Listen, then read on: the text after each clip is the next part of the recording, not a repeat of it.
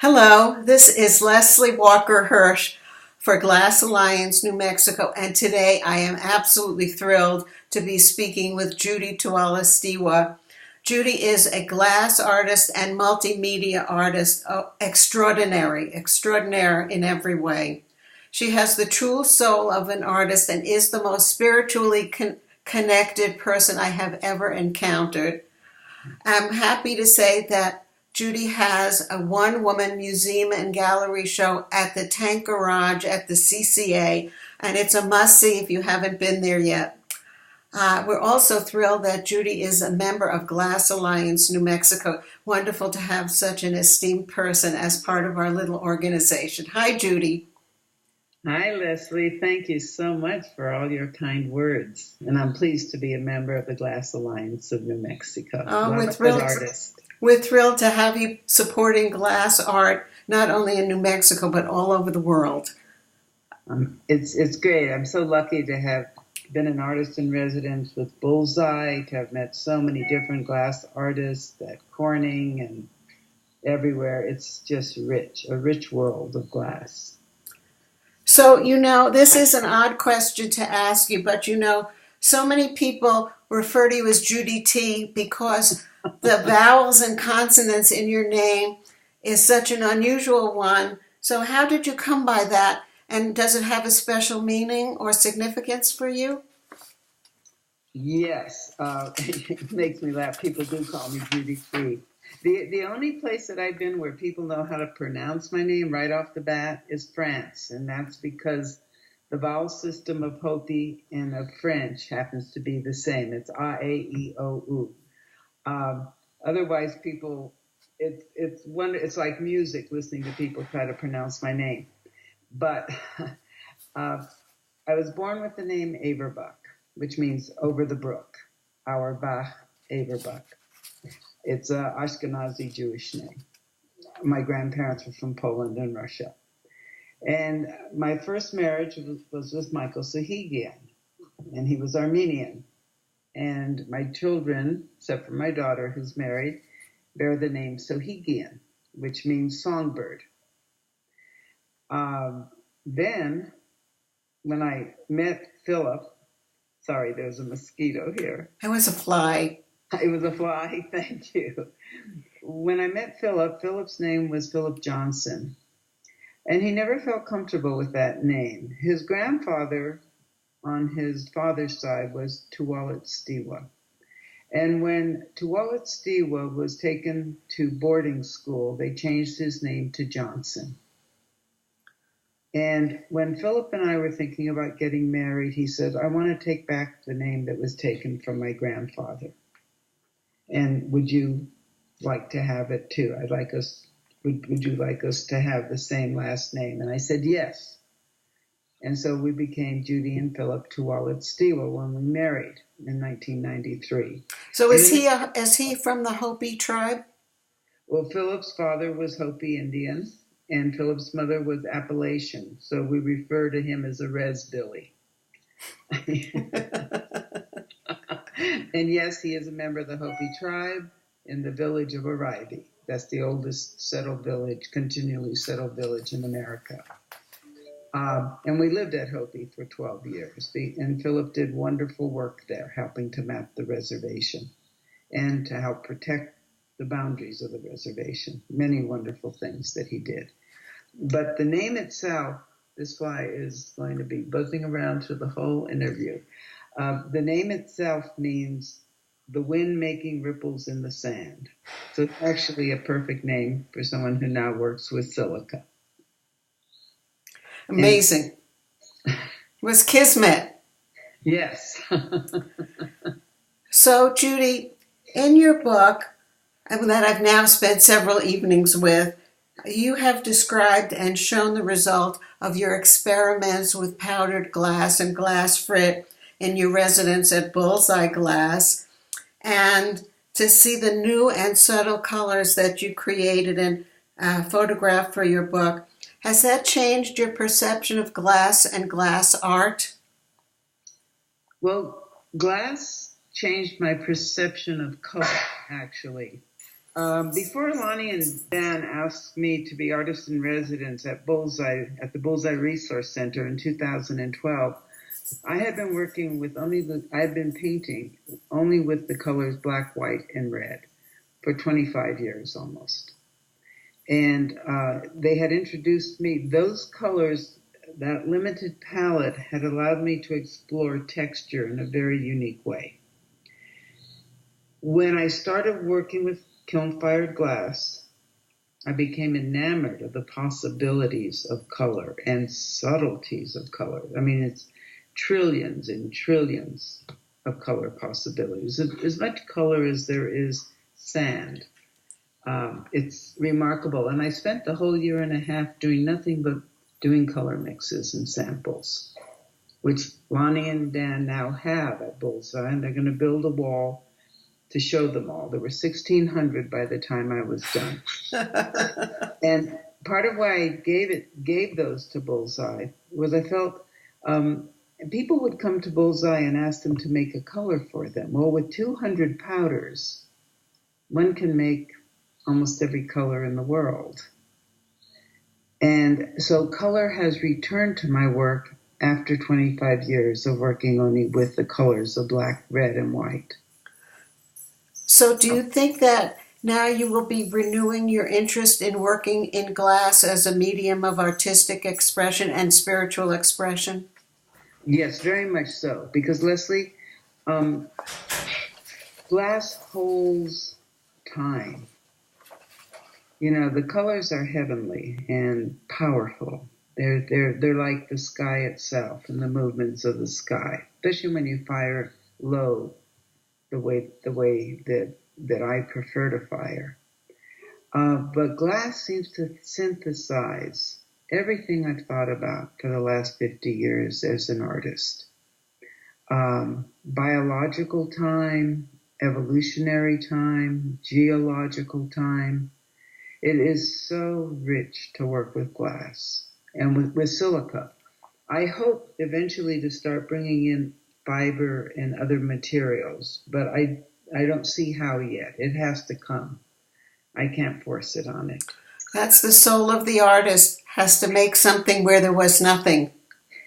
Part of it, you said it, coming into the studio each morning, I have no idea what will exist in here by evening. And that's part of the thrill of, you're right, of being an artist, is walking into the studio with an idea perhaps, and then seeing that idea change over the next 8 hours or 9 hours and become something that I could never have imagined. So, Judy, I asked you to pick one of the works from your museum show to either show or talk about. So what did you pick? I'm dying to hear it. I'd be curious which one you would pick. Well, do you want me to tell you? Yes. Well, I happen to have fallen in love with the bird with the crow piece? The crow piece that you have taken apart and reassembled in its most gorgeous form and elegant form. Thank you, Leslie. I was going between the crow and the continuing painting, and I think that I'll talk about the crow because I found a dead bird lying along Highway 41 as I was driving from Hopi over to Santa Fe for a friend's birthday. And I took the dead crow back with me to Hopi. I had longed for a crow, and there it was. I had waited. And during this show, I discovered, I wasn't even aware of it, Leslie, that when that breakthrough came with Van Gogh's Wheat Field with Crows, it was almost like this was a response to the experience I had of the power of that painting. So I took this crow and I brought it to Hopi, and I first photographed it in its splendor. Even dead, it was had so much power. And then I plucked it, and then I cooked it, in boiling water. And my husband came home from his office up at the tribe and said, honey, something's wrong with that chicken you're making for lunch. And I said, no, dear, it's the crow that I found. So then I put its bones out. I took all the flesh off and put its bones out in the sun to bleach, kept its organs separate. And I wanted to use all its feathers and all its bones and organs to do a piece. And I fumbled around for the shape of it all and eventually landed on the idea of something very simple, a 12 by 12 inch piece of rag paper with a very lightly drawn half-inch grid with graphite. And I used that. I would poke a hole in the paper and put the feathers through. And I did this for 12 of the pieces. And that was over 12 days, one a day, one each day. And this was at Hopi in my studio. And then with the bones, I made a 1-inch grid. And each grid is marked by a quill, a very small piece of quill. And then I used the bones to create the next 13 pieces. And what I hoped to do was honor the spirit of that crow, that beautiful creature. And I think it does do that. The final piece is the heart and the tongue. And I was concerned about using the heart, but there's one of the arteries creates the most lyrical line, almost like song. And crows, their songs aren't the most beautiful of birds in terms of their voices, but it was like this lyrical moment. And I had to connect the tongue and the heart. Because there's something about crows, they speak a kind of truth. It's so direct, what they say. You know, when you hear an artist talk about their own work, you have insights that you never thought you yourself would have, and you can enjoy the piece even more. Thank you. But I want to quickly ask you, what is it about the crow that touched you so deeply? I think it was the fact that every part of the crow was used, and that every part that a person or an animal has is an integral part of the universe. I'm getting spiritual with you, Judy. You Yes. have an influence upon me. And I thought that was so amazing to be able to see a dead crow at the side of the road and have a vision of its glory.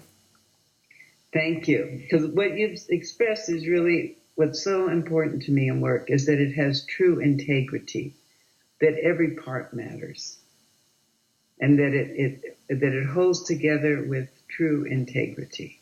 And enjoyed meeting you there quite serendipitously, but happily so. And if our viewers or listeners from Glass Alliance newsletter subscribers, if they want to go to see the show, how long will it be running? And are you ever going to show up there by accident on purpose? Well, first, it was great running into you and Bennett. We had a wonderful conversation. It was so wonderful learning more about both of you. Secondly, September 17th, I'm going to do a walkthrough, and people can sign up for that. And so you hear that, members? Go on September 17th again. And it's on the 11th. I'm sorry, it's not September 17th. I'm wrong. I don't know what my brain was doing. August 17th. August 17th, so coming right up. It's coming right up. And then the show itself runs until September 15th. And I believe on the 14th in the morning, we'll also do a walkthrough at 11 o'clock. So September 14th, 11 o'clock is a date and time to remember. Yes. And then also August 17th, if somebody does want to do a walkthrough. Those are the two main dates for walkthroughs. August 30th, there'll be a panel discussion about what is art. And it will be Ivy Ross, who's head of design at hardware design at Google, and David Chicky of Radius Books, and Laura Carpenter. and both David and Laura were on my team to help create this beautiful show. And I know they help curate and place and discuss. And I know that it represented your vision and their interpretation of your vision as well. And so it does beautifully. Thank you. It's so great to work with a wonderful team, both at CCA and Trey Jordan. Trey designed the tables and all the stands that are there. And it's magical to work with such fine artists. So, Judy, if somebody wanted to know more about your work, I know we're going to have a picture of you and your work in the newsletter that they can see while they listen to you.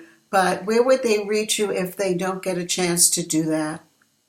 I have a website, judytuwaletstiwa.com, and then I have books that are out. They're for sale at CCA. My Mapping Water is out of print, but the book Glass is for sale there. Wonderful. It's wonderful that you could take time from your wonderful work and your busy, busy life to talk to me and to us. And it's wonderful to see whether it's electronically or in person. It's a pleasure. It's really a pleasure, Leslie. Wonderful. I'll see you again soon, Judy. I look forward to it. Tell Bennett hi. I will do that. So long.